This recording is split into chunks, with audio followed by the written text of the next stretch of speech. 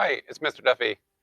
Welcome to class. Today we're going to be talking about the physics concepts of speed and velocity. So let's go ahead and get started. So first thing I have on the screen for today is a speed limit sign. When you think about this, when you're driving down the road, the question is, what does this mean?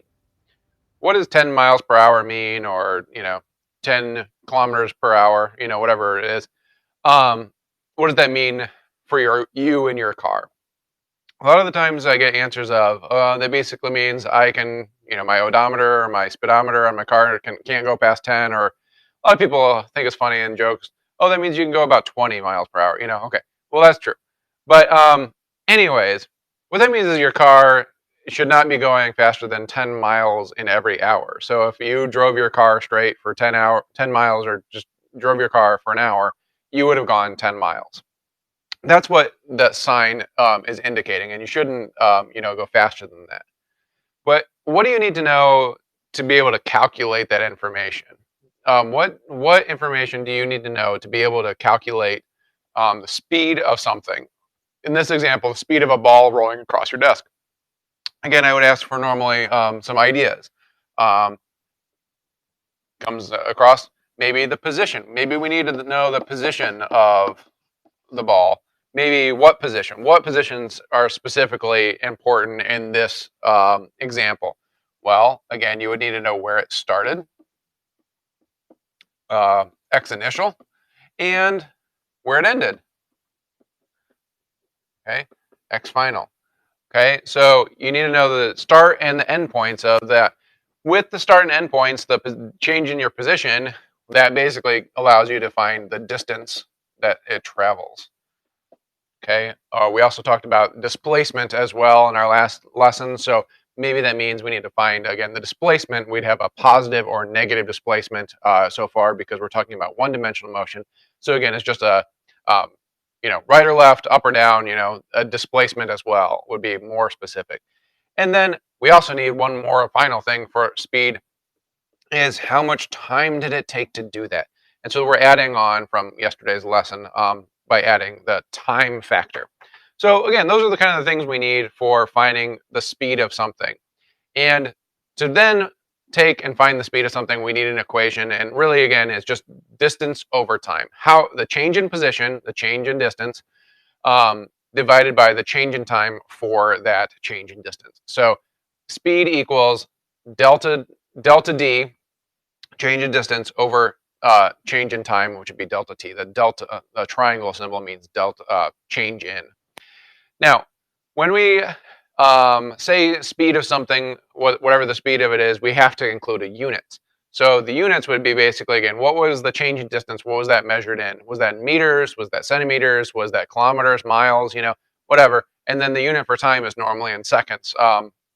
In physics class, but again, it's hours in your car. So again, we have to have units. That's true with any measurement. We have to have some type of unit that goes along with it. For physics, we normally use meters per second, the most common unit in physics, but not the most common unit you'd be familiar with in your everyday life. That's probably miles per hour. But anyways, meters per second. So let's take a look at some examples, some other definitions of speed.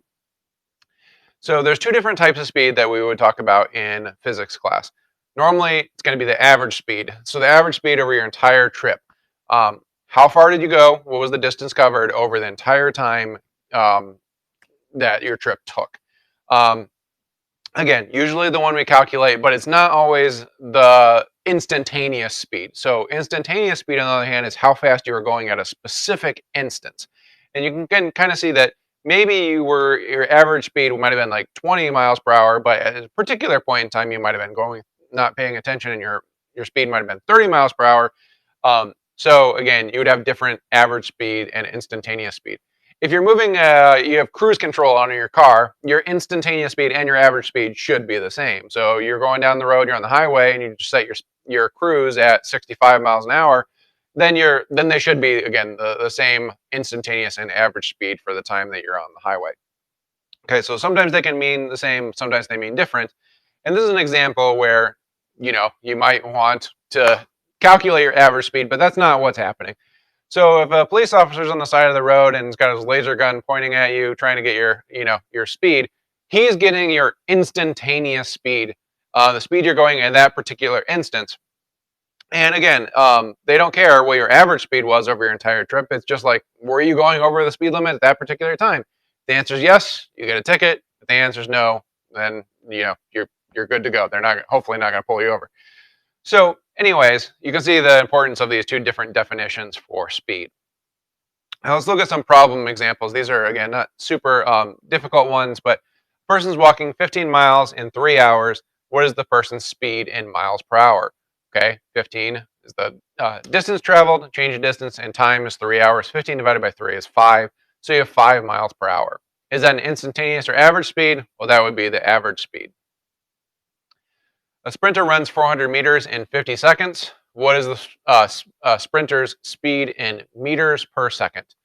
So again, the distance traveled is 400. The distance time taken is 50 seconds.